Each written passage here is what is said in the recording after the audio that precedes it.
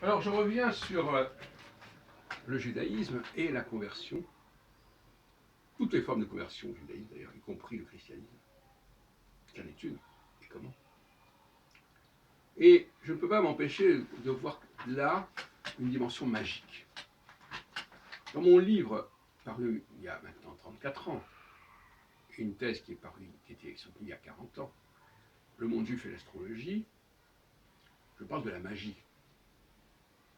Je dis que dans le Talmud, quand on nous dit que si l'on pratique tel et tel commandement religieux, eh bien, on peut effacer ou contrôler un certain déterminisme astrologique. Je pense qu'à l'époque, je parlais de la magie. Et tout ce qui permet, d'ailleurs la magie est liée au miracle, quelque part, tout ce qui permet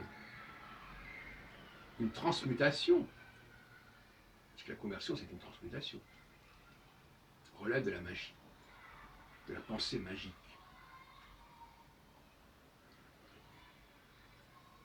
Et personnellement, je n'ai pas de grande sympathie pour cette démarche qui prête à confusion. Le baptême n'est-ce pas de la magie? La circoncision est-elle de la magie? Peut-être pas. Parce que la circoncision, quoique c'est un mode de conversion aussi, on pourrait discuter là-dessus, savoir ce que c'est que la conversion. La circoncision, c'est pas si simple. Mais toujours est-il que lorsqu'on remet en question l'ordre des choses, on est tenté par la magie. Peut-être même que les élections, c'est de la magie. Le jugement de Dieu, lors d'Ali, c'est de la magie. Et les élections, c'est une forme de jugement de Dieu. On ne sait pas, donc on va faire voter. On va faire une loterie.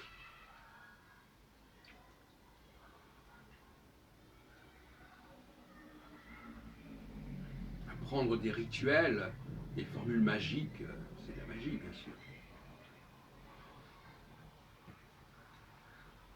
Ce que fait Jésus lorsqu'il guérit, lorsqu'il multiplie les pains, etc., c'est de la magie.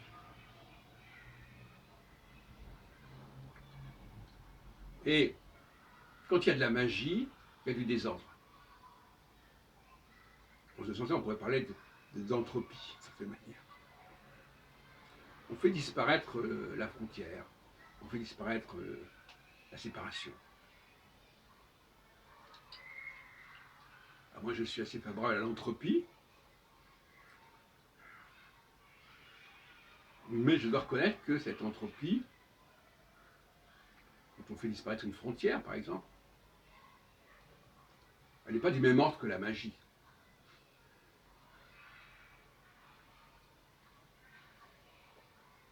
Mais on est dans des domaines où l'on remet en question les frontières, les limites. Et en ce sens-là, il y a une sorte d'hubris de la magie.